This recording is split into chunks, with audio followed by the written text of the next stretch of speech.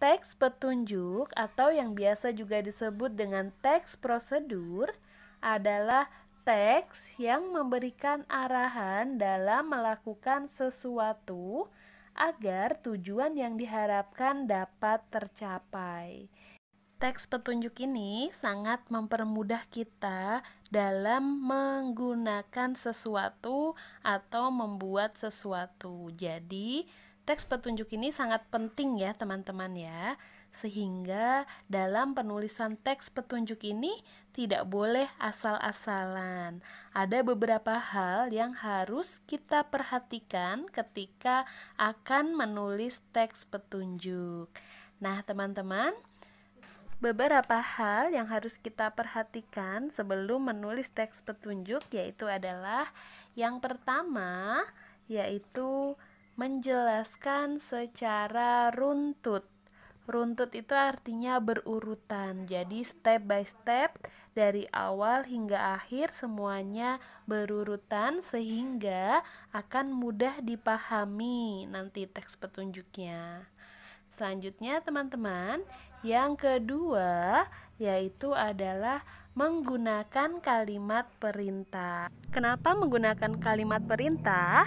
Karena teks petunjuk itu isinya adalah perintah-perintah yang meminta seseorang untuk melakukan sesuatu, sehingga digunakan kalimat perintah agar semakin jelas.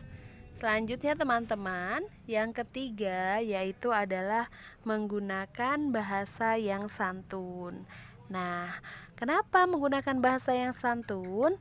Agar enak didengarnya dan enak juga ya dibacanya, bahasanya yang santun. Selanjutnya yaitu adalah yang keempat, memperhatikan tanda baca dan ejaan yang tepat. Jadi ketika kita menulis teks petunjuk harus diperhatikan betul tanda bacanya dan juga ejaan yang teman-teman tulis harus sesuai dengan ejaan yang disempurnakan. Baik teman-teman, selanjutnya kita akan mengenal jenis teks petunjuk. Jadi teks petunjuk itu bermacam-macam ya teman-teman ya, bukan hanya satu saja. Nah, jenis teks petunjuk yang pertama yaitu adalah petunjuk menggunakan sesuatu.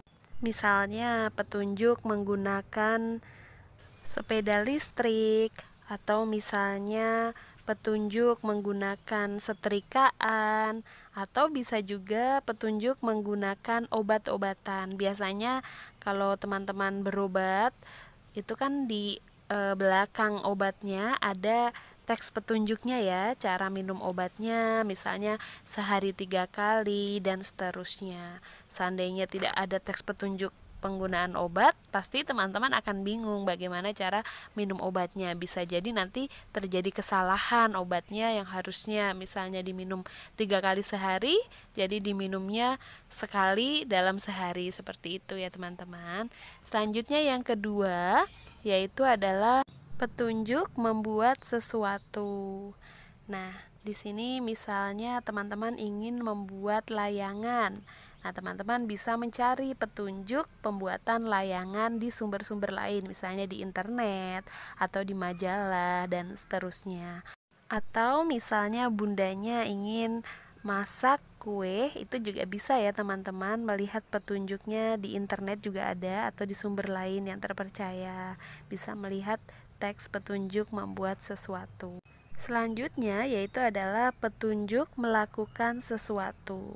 Contohnya misalnya teman-teman mengikuti kegiatan les renang. Nah, pasti sebelum renang teman-teman sudah mendapatkan petunjuk-petunjuk dari pelatih renangnya terlebih dahulu. Selanjutnya teman-teman yaitu yang keempat merupakan petunjuk arah atau denah. Misalnya kita akan pergi pulang kampung. Nah, biasanya di jalan-jalan itu suka ada petunjuk arah ya.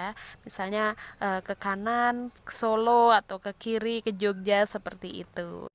Atau teman-teman juga bisa menggunakan Google Maps sebagai petunjuk arah ya. Misalnya ingin pergi ke suatu tempat namun teman-teman belum tahu lokasinya, bisa menggunakan Google Maps. atau juga kalau dulu kita menggunakannya yaitu kompas ya teman-teman untuk melihat arah.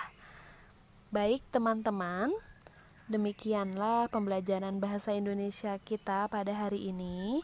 Nanti teman-teman belajar ya membuat teks petunjuk penggunaan benda atau sesuatu. Nah, nanti akan Bunda share tugasnya di tugas bahasa Indonesia.